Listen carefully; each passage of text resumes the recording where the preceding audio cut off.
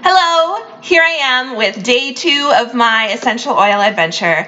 I don't make any promises that I will do a video every day, but I'm really excited to start talking about the actual essential oils that I'm using and the effect they're having so far in my life. So I have been using peppermint essential oil for quite a while now. My aunt gave me some peppermint essential oil, I want to say at Christmas time. Thanks, Auntie Sally. And I have been using that to help with headache relief. So I get headaches very, very regularly, as well as the occasional migraine, and I have been trying to help relieve the symptoms of it with my essential oils. So when I get a headache, I put essential oil around my hairline and around the back of my neck. And peppermint essential oil has a bit of a cooling effect on the skin. I have noticed that is very true, and I do feel cooling around there, which is sort of an instant help for my headaches. As well as when I breathe the smell of the essential oil in, it seems to open up my airways a little bit. I feel like I'm breathing easier, and I'm getting some relief from my headaches.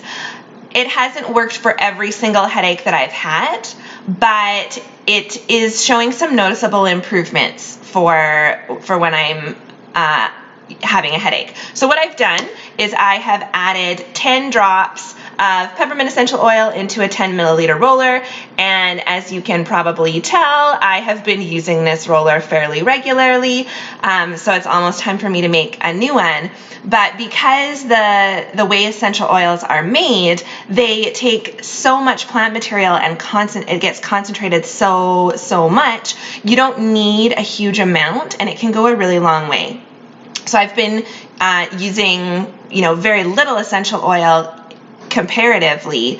When you have this, small bottle of essential oil and you think, oh, that's not going to last very long, when you dilute it, it goes a long way, and I haven't actually had to refill my bottle.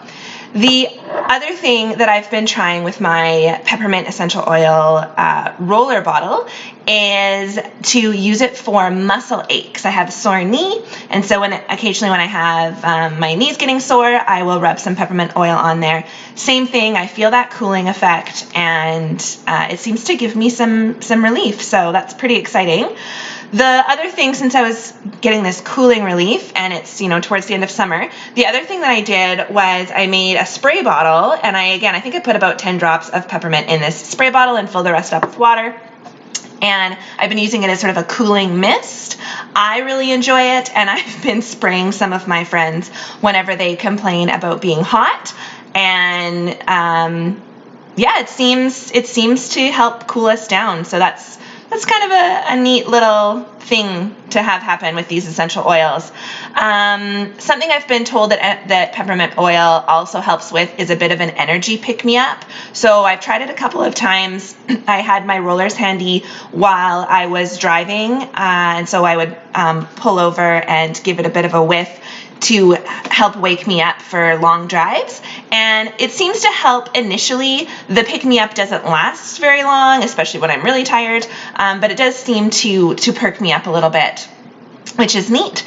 And then the last thing that I've been trying with peppermint oil, I haven't had as much success with as sort of an anti-nausea. So this is like eons old information that peppermint helps with nausea. That's why you always have, peppermint tea, or if you're nauseous, you can chew gum, that kind of stuff.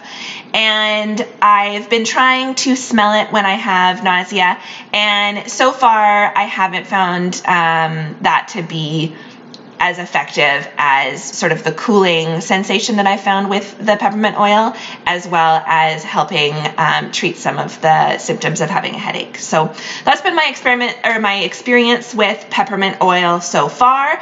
I'm pretty excited about that. The last thing that I haven't tried personally, but I've been experimenting on other people with, is peppermint has been said to have some anti-itch properties, so you can use it sort of as an after bite. And I had a couple of people camping saying that they were really itchy. I said, oh, well, you know what, I have an oil for that. So I rubbed some peppermint, diluted peppermint oil on them, and then I forgot to ask if it was effective or not, so I can't actually report back on that one. But summer's not over, and maybe I will have the opportunity to experiment with that more.